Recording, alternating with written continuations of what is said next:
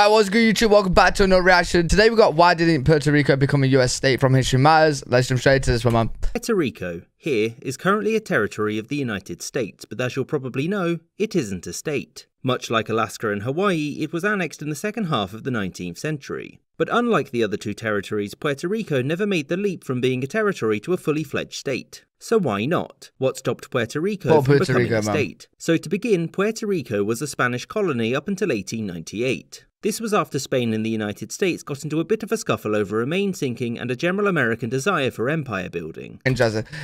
You know, with United States, all the states are like connected together, right? So like, let's say Puerto Rico was a state. Would that be the only state that's not connected to the United States? The Spanish tried to resist, but the United States won handily. And in the peace treaty, it got Guam, the Philippines, and Puerto Rico. This was shortly after Hawaii was annexed by the US and 30 years after Alaska had been too. But where Hawaii and Alaska differ from Puerto Rico is that the continental US or the... I suppose like Alaska technically isn't connected to the rest of the United States. Like it's connected to Canada, that's then connected, but it's still like, you know, it's still got like some sort of connection. It's not like sea disconnected. Differently, and those that live in the territories wanted different things. Hawaii, for example, was largely ignored by the mainland United States for decades and served as a useful naval base in the North Pacific with some limited resources. Whereas for Alaska, the US government took a much kinder stance towards it in the 1940s because of the advances in aviation. The US was concerned about Japan, the Soviet Union, and to a lesser extent Britain during this time, and Alaska was well positioned to deal with them. It was a similar distance from all three of them, so it made a good transport hub.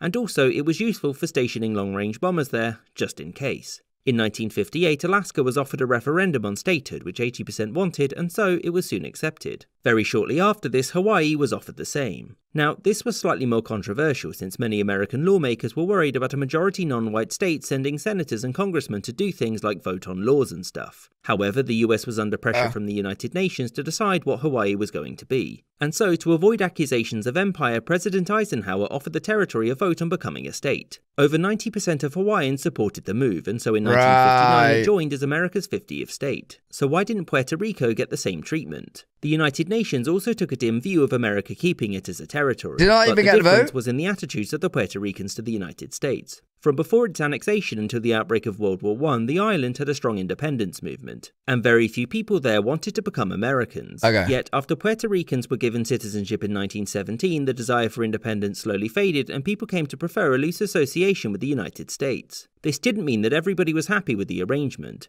and when the island's status was reviewed in the 1950s, small-scale armed revolts broke out across the island. Despite this, most Puerto Ricans were happy to remain a US territory. They didn't get any seats in Congress, but no representation meant no taxation, and so those who lived there didn't have to pay federal income tax. As for the opinion of I absolutely love these sides where it's like, let's tax, successive US governments, they didn't want to deal with a potential upheaval that extra senators and congressmen would bring. And during the 1950s and 1960s, when certain political and social issues were at the forefront of American thought, there were concerns about omitting another state whose population was overwhelmingly non-white and whose population was about 3 times larger than both Alaska and Hawaii's combined. As such, in the American political tradition, it was time for can kicking, something which continues to this day as opinions on the island slowly move towards being more and more pro-statehood.